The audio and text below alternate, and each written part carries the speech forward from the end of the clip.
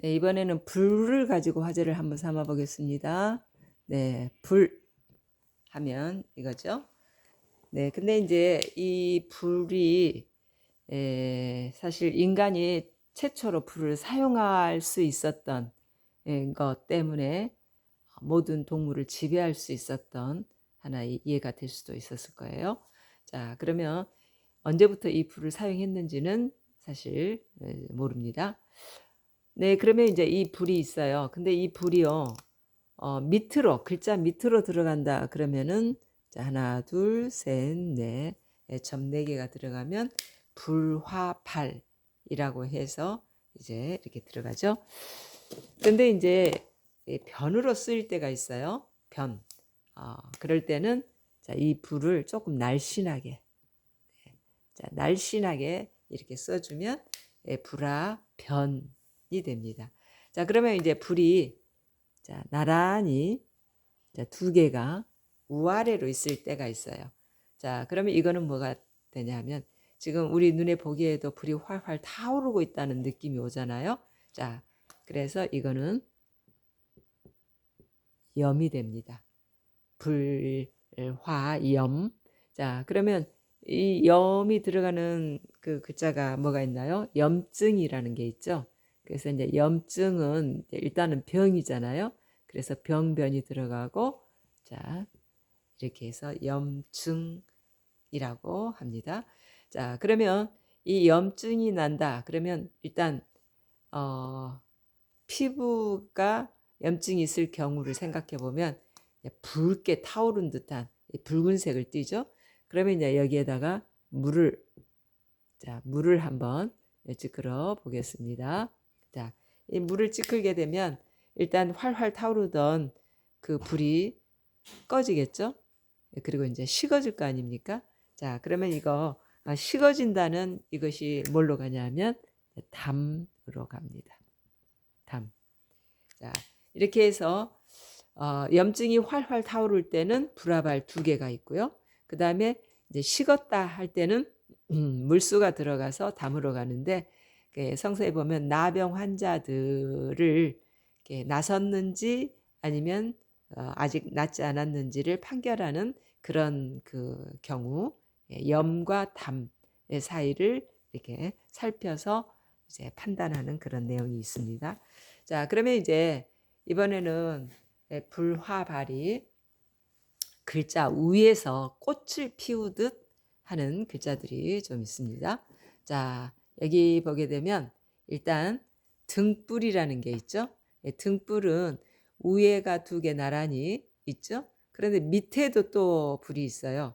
그래서 이거는 이제 정말 불로만 이루어졌잖아요, 글씨가. 그래서 등불형으로 갑니다. 네, 형광등이 그래서 형으로 가지 않나 싶어요. 자, 그런데 또 형으로 가는 글자가 또 하나 있습니다. 자, 이거는 똑같죠. 위에는 똑같이 불화가 2개 있는데 밑에는 이제 곤충이 들어가네요. 자, 곤충이 불을 발하는 게 있다. 당연히 반딧불이죠. 네, 반딧불. 그래서 옛날에는 정말 이 그 전기가 흔치 않았을 때 반딧불을 불빛 삼아서 정말 공부했다는 이런 참 옛날 학자들이 있었죠. 자, 그다음에 이제 여기 보면 같이 불이 똑같이 들어가는데 밑에가 옥이 들어가네요. 그래서 이제 이거는 옥돌이라고 하는데 여기에서부터는 이제 형이 아니라 영으로 갑니다. 영.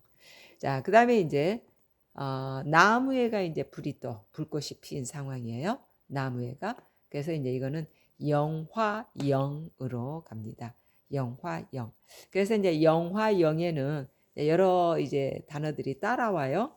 예를 든다면 영요라고 표현하는데 아, 중국어 발음이 저한테는 조금 더 익숙해요. 중국어 발음은 이거를 영으로 가지 않고 롱으로 가거든요. 롱야오, 롱야오 하면 하나님께서 아주 영화로운 빛나는 분이시다 할 때 많이 씁니다. 그러면 이게 어떻게 해서 이제 이게 야오가 되냐면 말하자면 한국어 표현은 요가 되냐면 이게 꽁이잖아요, 지금. 꽁인데 꽁의 날개가 빛을 빛광을 받았다 이거죠. 그래서 빛날 이요가 되죠.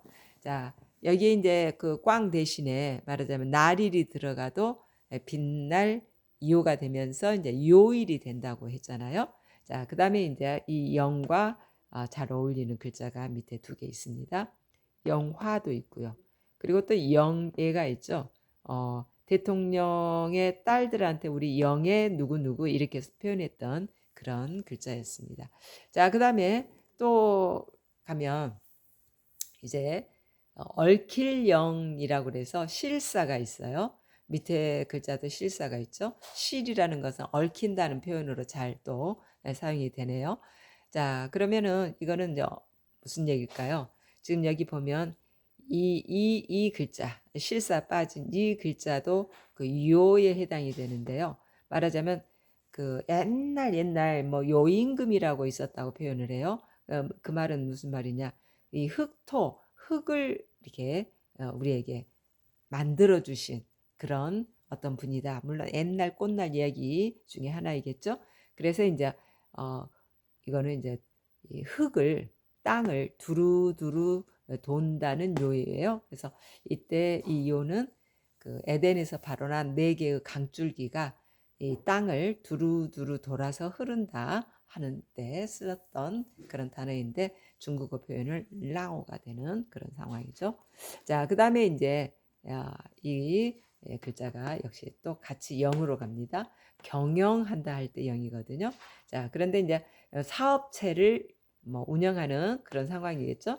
네, 그런데 여기에서 잘 어울리는 말을 찾아봤더니 자, 영양사가 또 있네요. 영양사. 그래서 경영의 영에 잘 어울리는 글자는 영양사였습니다. 자, 그다음에 이제 자, 이 글자는요. 똑같이 불이 있어요. 그래서 이제 영으로 갈까 했는데 영이 아닙니다. 이거는 노로 갑니다. 노. 말하자면 일할 노라는 얘기예요. 자, 그래서 이 노하고 힘력을 보태면 노력이 된단 말이에요. 근데 이제 우리는 노력이라는 글자는 이렇게 안 생겼다는 거 아시잖아요. 자, 그래서 이거는 일할 노죠. 일단 일할 노.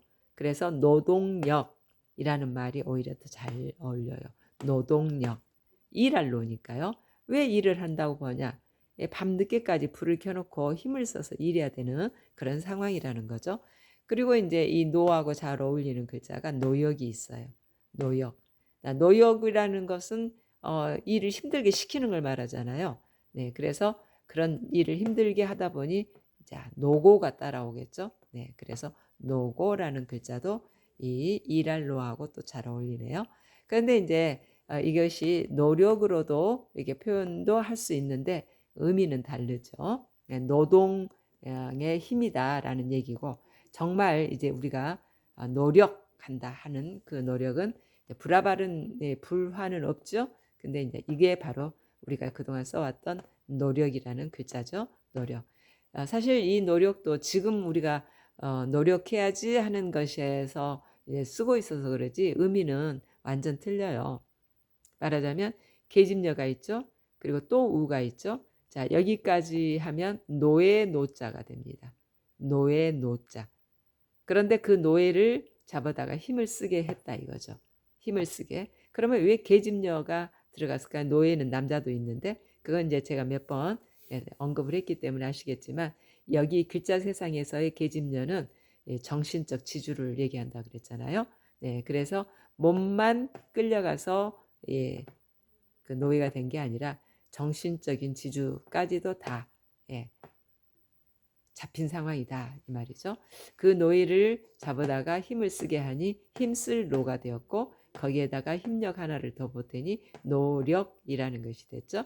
근데 이제 오늘날에는 그 노예 잡아다가 했다는 이런 어떤 사상은 사라지고 그저 노력한다 할 때 쓰는 단어가 되었죠. 그래서 우리 학생들 방에는 이 노력이라는 글자 하나 정도는 다 벽에다 딱 붙여놓고 말하자면 내가 노력을 해서 점수를 얼마큼 올려야지 몇 등을 올려야지 하는 어떤 계획을 세울 때 이 말이 쓰여지고 있죠. 그래서 오늘은 불화 아가 글자 세상에서 얼마나 사용되는지를 살펴보았습니다.